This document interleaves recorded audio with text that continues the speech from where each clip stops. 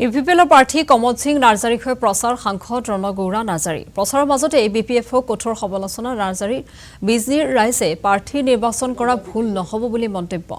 ইউপিপিএলে 10ৰ পৰা 12খন আসন লাভ কৰিব বুলি মন্তব্য নাৰ্জাৰী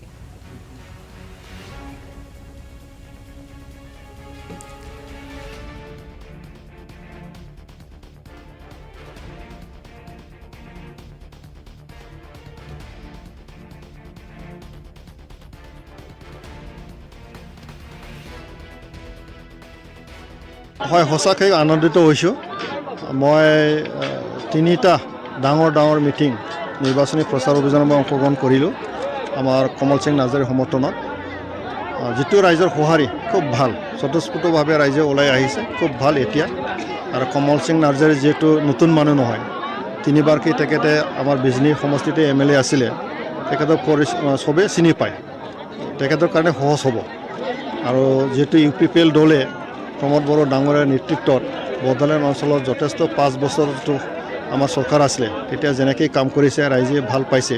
শান্তি সম্প্ৰীতি সমমৰ্যাদা সমউন্নয়ন এই কথাটো ৰাইজে বুজি পায় আৰু যোৱা BTC নিৰ্বাচনত যেহেতু BPF চৰকাৰ আকৌ আহি গ'ল আহাৰ পিছত 5 মাহ উকলি গ'ল 5 মাহৰ যিটো তেওঁলোকৰ চৰকাৰৰ যিটো পৰিস্থিতি ৰাইজে দেখিবলৈ পাইছে আকৌ ইণ্টাৰনেট বন্ধ হ'ব লগা এটা পৰিৱেশ জাতিগত এটা দ্বন্দ্ব আকৌ আৰম্ভ হৈ গ'ল মদ ভাং যোৱাৰ এটা আড্ডা হৈ গ'ল এই কথাখিনি ৰাইজে সব বুজি পাইছে গতিকে আকৌ ৰাইজে বিচাৰিছে ইয়াত শান্তি সম্প্ৰীতিৰে আমি যাই থাকিব লাগিব গতিকে ৰাজনৈতিকভাৱে তেওঁলোকে সিদ্ধান্ত ল'ব এইবাৰ আগন্তুক বিধানসভা নিৰ্বাচনত UPPL সহায় কৰাৰ কাৰণে ৰাইজে ৰেডি হয় সঁচাকৈ